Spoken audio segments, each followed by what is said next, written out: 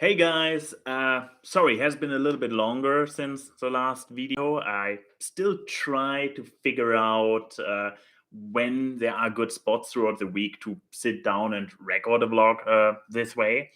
But yeah, nevertheless, here we are, and I wanted to make this video sooner rather than later due to the upcoming occasion, namely the release of the already infamous game of HuniePop 2 Double Date on the following Monday. And I thought this was a good point to maybe talk about my own personal history with the HuniePop series.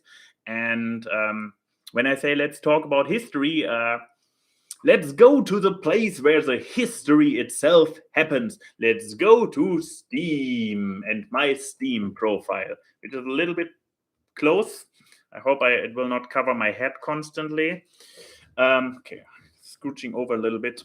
So, if we go to my Steam profile and realize that I have far too many games, which half of them I probably never even have touched, and go in here and put in the magical word of honey, we realize that I do not only the original HuniePop, but also Honeycomb Studios.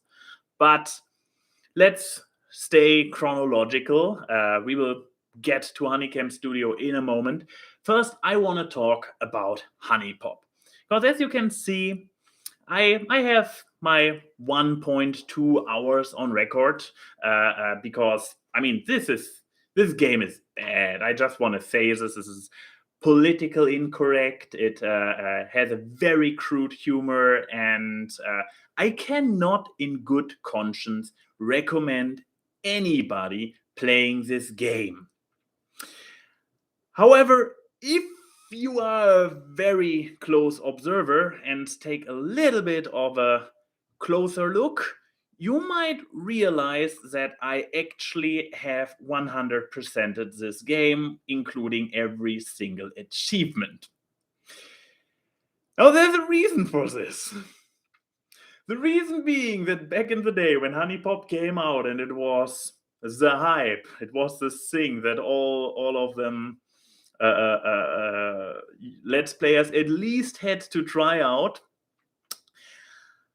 I also looked at this game. Some people, I believe even Total Biscuit and definitely Jesse Cox tried this game, and I was like, it doesn't look too bad. I mean, you're dating anime chicks by playing match 3. I kid you not, this is the actual game mechanic of this game. I mean, look up any Let's Play, any trailer, whatever. This is literally what you do. It's you go on dates with girls and you play match 3, which then translates to being I forgot what the stats were. I must actually have, despite what my Steam profile say, so many hours in this game. And like romantic sports affection, I don't know, they had stuff like that, and you made 3, and this means you gave some affection or encouragement or whatever the stat name was to your interest, and some girls are more into affection, some are more into compliments. I damn it, the fact that I forgot all those terms invokes my desire to play this game again. Well, so why have I all the achievements but only 1.2 hours on record, you might wonder? Well, the truth of the matter is, I was so embarrassed about enjoying this game unironically as a guilty pleasure because, as I stated, this game is bad. Like not game mechanic wise, they give a very solid match 3. I mean, as solid as a match 3 can be. You get special items you can throw in there. You actually have to check which girl reacts best to what, and so gameplay wise, it's solid. I mean, it's match 3. Come on, what can you do wrong? But the story of the game, oh boy.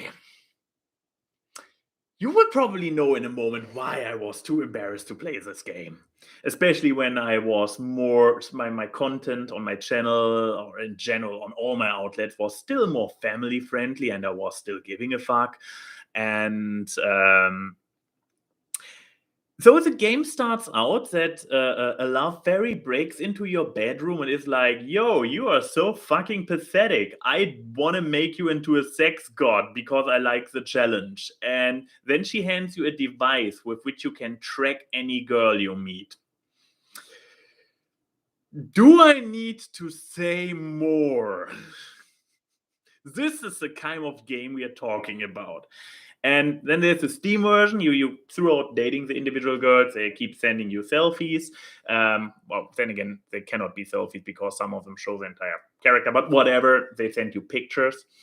And if you make it all the way in the romantic path of an individual girl, you get to spend a romantic evening with them, and they afterwards send you one final picture, which, if you have the on Steam available version, is saucy.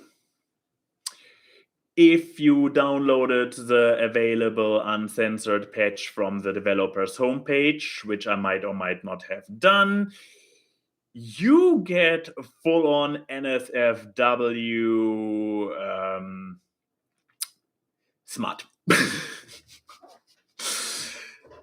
So I played it in offline mode so nobody could see me play it.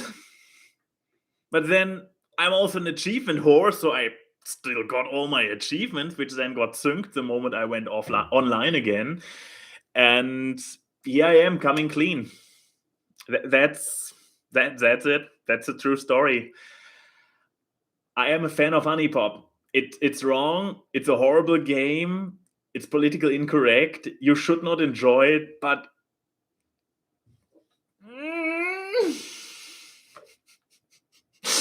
but let's move on to the second item on our list. Whoop. Honeycomb Studios, from the same producers. This game taking place kind of in the same universe. You revisit a lot of the characters from the first game, and it was obviously made with a lot less effort, while the first game is fully voiced, and it's kind of a visual novel equivalent when it comes to the amount of text you have in between the match threes. So this Honeycomb Studios, a lot simpler. You just have this one city screen. You have a few very basic animations. You only have one fully voiced character, and this is basically the tutorial character. But where HuniePop felt like tongue-in-cheek, dirty, political incorrect, but at the end of the day, good intentioned humor, Honeycomb Studios felt cynical and bitter. I mean, the entire story is, instead of getting with girls and at the end of the day getting them to consensually sleep with you, in Honeycomb Studios you literally whore them out. You start a webcam, a saucy webcam corporation. You gather the girls. You gather more and more girls. It's a clicker game, so also phenomenal game mechanic. I mean, as much as I made a point about talking earlier, like, oh boy, it's a match 3 game, which is a very basic game as well, but I'd still dare to say there are a few leagues between a clicker game and a match 3 game. I mean, one of them has actual proper game mechanics. But to maybe take a step back, the Honeycomb Studios also has kind of game mechanics. It's more about planning and optimizing and getting those auto-click functions and multipliers and whatnot. And the only reason why I own this game in the first place is that I saw a Let's Play by Jesse Cox of Honeycomb Studio. If he still has it up on his channel, I will link it down below. But I wouldn't blame him if he removed it, because I mean, he did a horrible job. He is the reason. Him doing such a horrible, shitty job at this game was the reason for me to buy it out of spite and beat the game in 3.5 in the 3.5 hours you see here on record. This is 1.5 let's plays. Half a let's play where I figured out how the mechanics work. Then I stopped it. Then I started over, and in the second run through, I made it all the way to. No, this is a global stats. That's bollocks. I wanted to show you my stats. And if you can see, first of all, I do not have all the achievements, but I have the Diamond D train, which is basically like acing the main game. But after that, I never touched this game again. I actually recorded myself playing it, and I believe I still have the recording somewhere on my hard drive, but I never released it because while I say the first game is politically incorrect and crude and, to be honest, misogynistic in its approach, in its humor, this one stepped over the line. This one stepped over the point where I could still take it in good humor. I mean, one of those achievements, though, Catch 'em All achievement, is about contract all 6 STDs within a single save file. Get all the girls you are already whoring out STDs. Very tasteful and in good humor. Not. And even the characters in it, the STDs aside, even the main character who was in it for the lust in the original HuniePop is now just in it like, I can't get it anymore. Do a studio cam thing. And I really was grossed out by the cynicism in this game. This cynicism is my middle name, so that really means something. So I cannot, and this one sincerely cannot recommend Honeycomb Studios at all. I assume it was by, I forgot the producer's name. I assume it was a little bit of a financial aid, like doing something in between HuniePop and the sequel, which was announced very shortly after HuniePop came out, I believe, and was successful. It was probably something to get him over it, to put something out within the franchise, to make a little bit of money with not too much effort, but it's not completely cheap. As far as the clicker goes, they put in some voice work, they put in some graphics and whatnot, but I'm not sure if the producer was in a dark place while doing it, but it was no fun in playing it. And not even an old achievement whore like me was able to go through with it and play all the achievements. Now, this brings us to HunieCam Studio. HuniePop. HuniePop 2 coming out this Monday. And yeah, I will probably get it. But this will not be as easy as it sounds, because me living in good old Germany, it's actually blocked on German Steam. It's like the content is not allowed in this country you're in. And to put salt into the wound, because my Steam account, even though I have it in English and everything, and even if I run it through a VPN, is officially registered in Germany. Now, Denim Ninja on her laptop right over there still has an American Steam profile, and she could just buy it. She could get HuniePops 2 on Steam right now. I mean, early access or pre-order it, whatever. But yeah, that is my history, my confession about HuniePop, and also my rant on HunieCam. Yeah, I will. I'm not sure where and how. I saw that it seems to be available on GOG. So for all my German perverted, naughty fellows out there, you know where to get it if you are 18, I hope. Really, if you're not 18, please don't get it.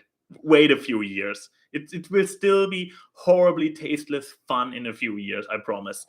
And if you are luckier than me, you will grow out of it and just skip it completely. But yeah, this was that. I'm afraid I'm looking forward to HuniePop 2 coming out on Monday, and while it's, as far as like HuniePop is blacklisted on Twitch. So I assume that they will blacklist HuniePop 2 on blacklist on Twitch too. So I might be streaming it on YouTube, I guess. Where can you even stream this? I'm not sure. If I can't figure out where to stream it and if I can actually get it here in Germany, maybe next Saturday or something like this. We will see. We will see. But until then, see you next time. Bye.